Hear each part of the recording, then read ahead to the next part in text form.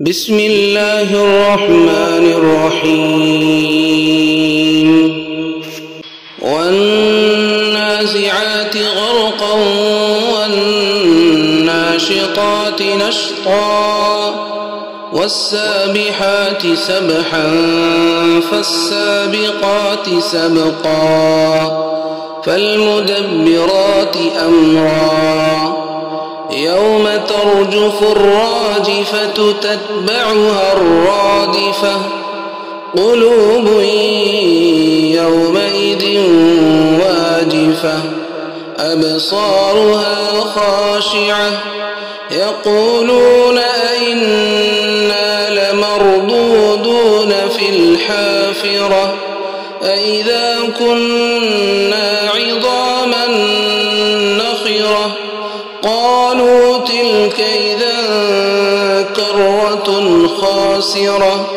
فإنما هي زجرة واحدة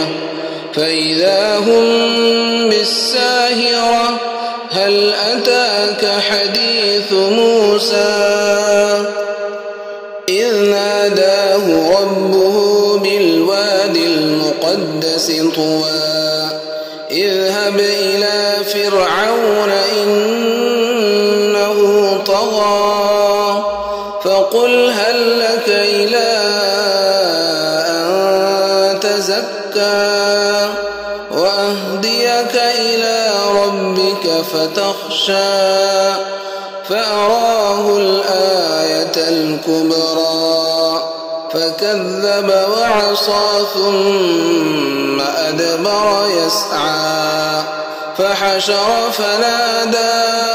فقال أنا ربكم الأعلى فأخذه الله نكال الآخرة والأولى إن في ذلك لعبرة لمن يخشى أأنتم أشد خلقا أم السماء بناها رفع سمكها فسواها وأغطش ليلها وأخرج ضحاها والأرض بعد ذلك دحاها أخرج منها ماءها ومرعاها والجبال أرساها متاعا لكم ولأنعامكم فإذا جاءت